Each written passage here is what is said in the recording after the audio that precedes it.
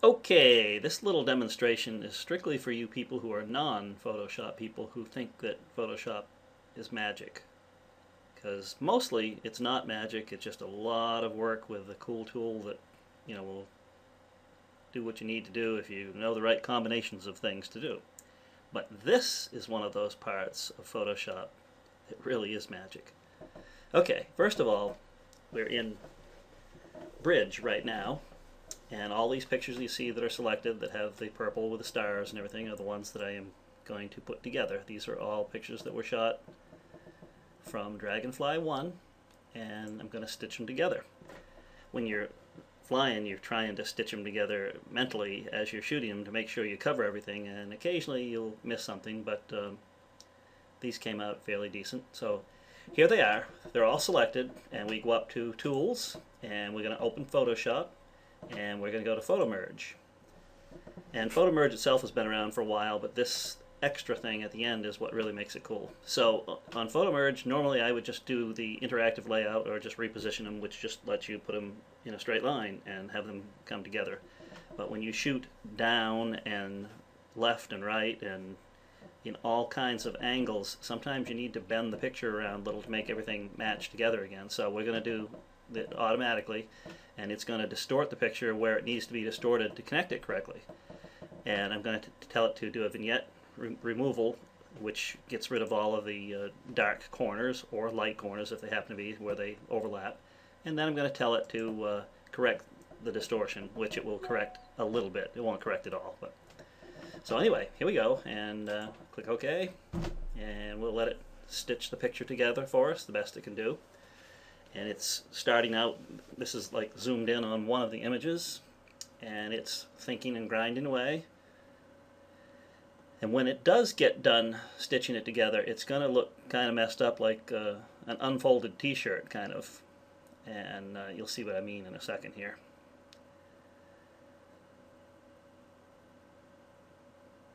So you need a computer with a lot of processing power to do this because I'm putting together like 10 or 12 pictures right now, so it takes a little bit. And it's cycling through some of the pictures. You're seeing the pictures now as it's putting them together. There's a couple little chunks missing here and there, but we'll use another tool in Photoshop Magic to fix those chunks that are missing. Right now it is aligning all the selected layers based on the content. If you don't overlap enough, sometimes it has a little trouble finding, where the overlap is, so you have to do that manually just to help Photoshop out a little. Most of the time it finds it by itself though. And it would even, if you were doing a crowd of people and you're shooting them and somebody moves in one of the pictures, it actually selects the best picture even of that person moving around and gets rid of the bad pictures. If you had 2 or 3 shots that you took and one person moved in the picture, it even fixes that. And it doesn't do like a straight patchwork together. It will go around. It'll be, like zigzag like a jigsaw puzzle piece if that's what it takes to make it fit.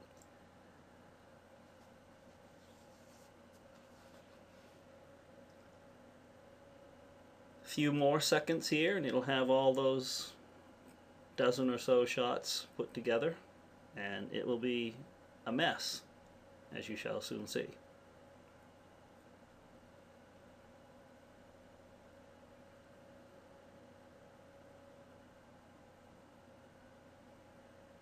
Stay with me now.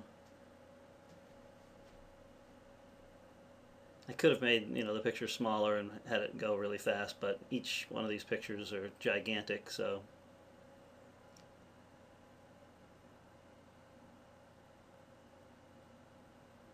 these are shot from about 300 feet up over the Hales location golf course. That's White Horse Ledge and Cathedral Ledge and Humphreys Ledge off in the distance, and you can even see Carter Notch and a bunch of other mountains.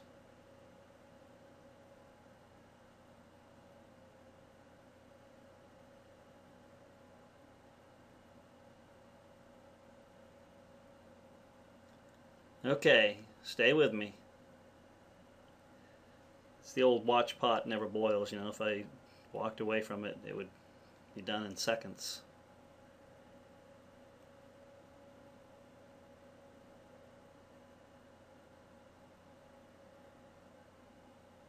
I might have to edit this part out so you don't fall asleep.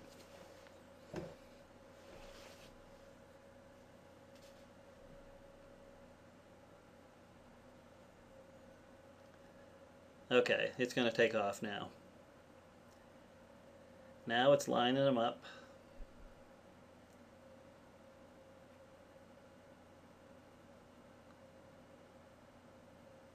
It's going through the different layers that it's aligning right now.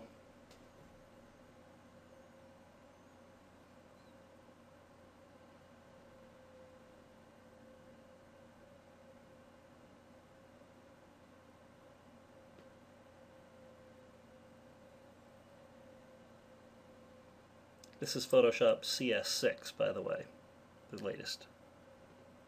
Latest and greatest. There are a lot of things that I hate about it, but this is not one of them.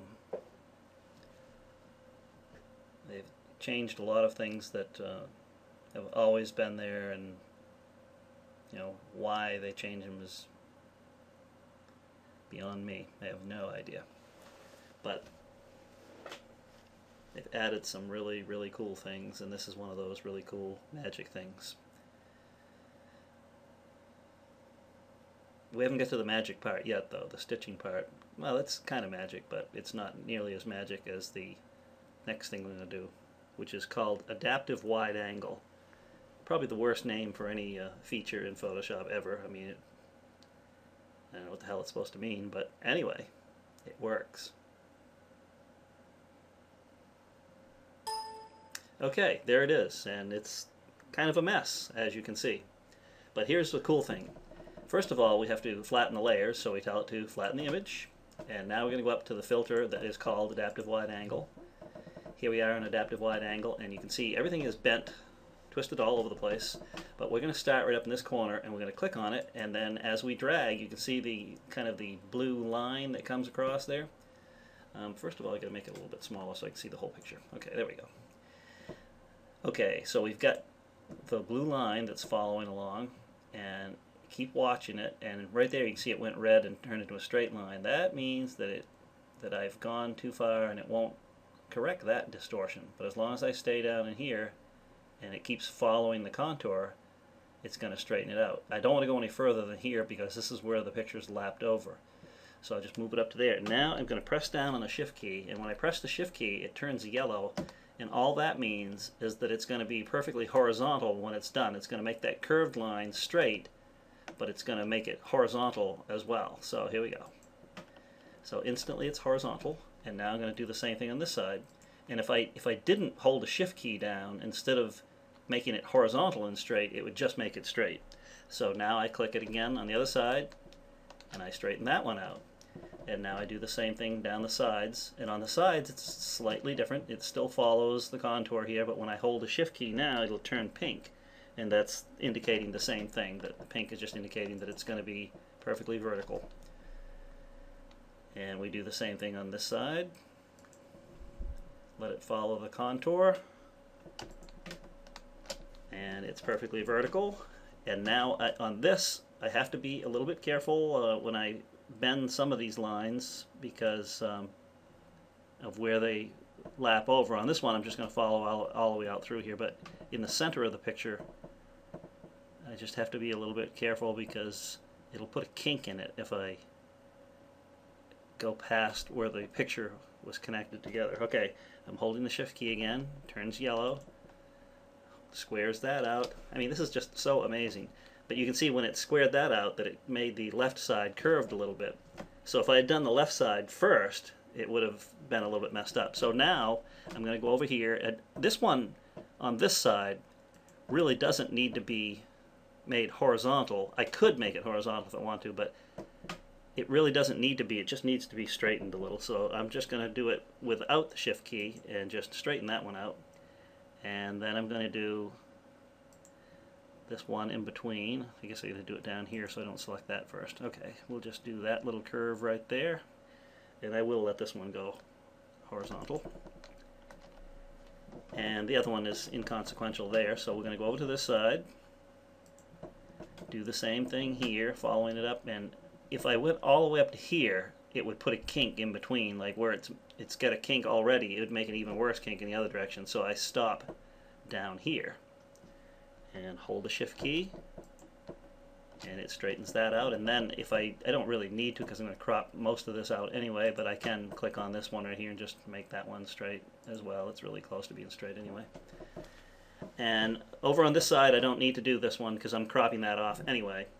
So here it is before cropping, and I'm just going to say OK and let it do its thing, applying adaptive wide angle.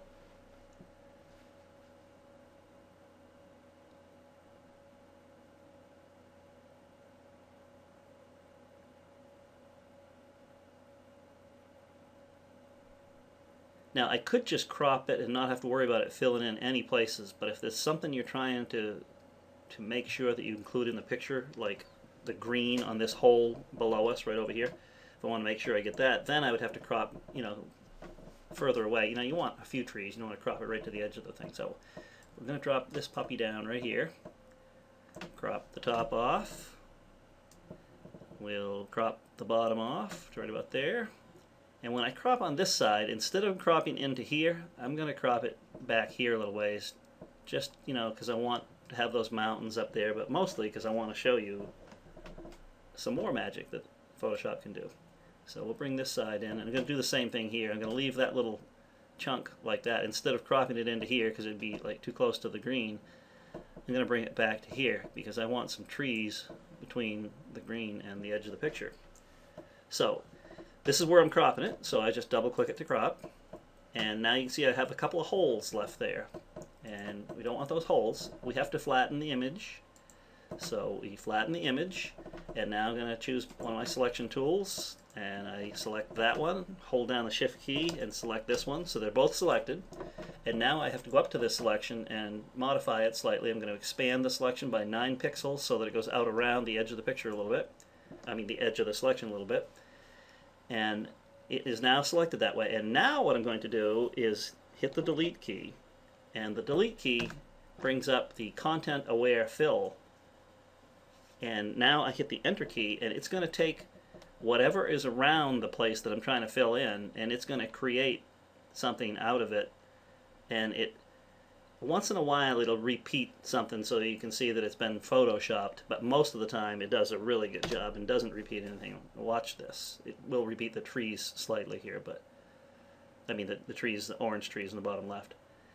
But it also, up where the houses were, I mean, it even would build a house sometimes. You can see it built the golf course going across there. There's a little tiny bit that's missing, but, and now we just deselect everything. And looks like I could have cropped a little closer to the edge there because it's a little bit white, but I guess it isn't. It's no problem. So there it is. That's, you know, the magic of Photoshop. I mean, it's truly magic. The stitching part is pretty magic, but it's been around for a long time. But the adaptive wide angle is brand new, and being able to straighten out all the curved things that you put together is just amazing. It's really amazing, especially when you're shooting inside architecture where you have a lot of straight lines and edges and stuff like that. It's outstanding. Photoshop CS6. Try it out.